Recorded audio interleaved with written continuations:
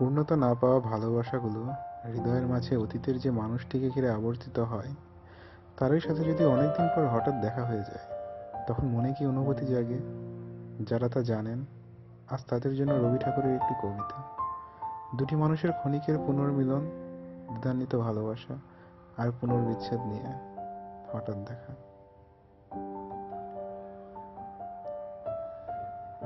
রেলগাড়ির কামরায় হঠাৎ দেখা, ভাবিনি সম্ভব হবে কোনো দিন। আগে ওকে বারবার দেখেছি লাল রঙের শাড়িতে, তালিম ফুলের মতো রাঙা।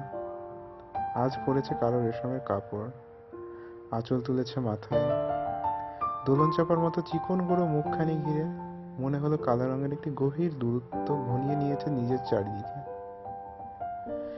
যে দূরত্ব সর্ষে ক্ষেতের শেষ সীমানায়, শালবনের নীলাঞ্জনে। থমকে গেল আমার সমস্ত মনটা।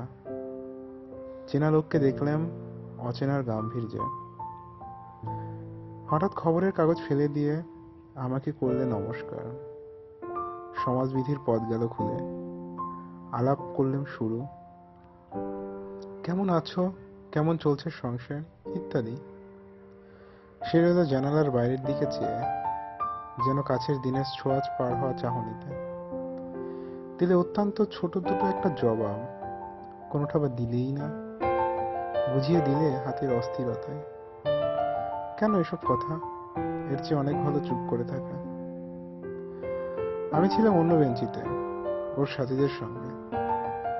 এক সময় আঙুল নেড়ে জানালে কাছে আসতে, মনে হলো কম সাহস নয়। বসলাম এক বেঞ্চিতে, গাড়ির আওয়াজের আড়ালে বললে মৃদু স্বরে, কিছু মনে করো না। সময় কোথা সময় নষ্ট করবা? আমাকে নামতে হবে পরের স্টেশনে, দূরে যাবে তুমি, দেখা হবে না আর কোনো দিনই।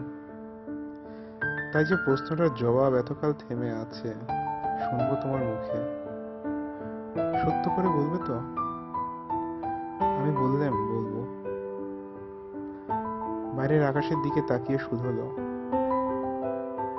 আমাদের গেছে যে দিন, একেবারেই কি গেছে? কিছুই কি নেই বাকি? একটুকু রইলাম চুপ করে, তারপর বললেন, রাতের সব তারাই আছে দিনের আলোর গভীরে। খটকা লাগলো, কি জানি বানিয়ে বললেন নাকি। ও বললে থাক, এখন যাও ওদিকে। সবাই নেমে গেল পরের স্টেশনে, আমিও চললাম এক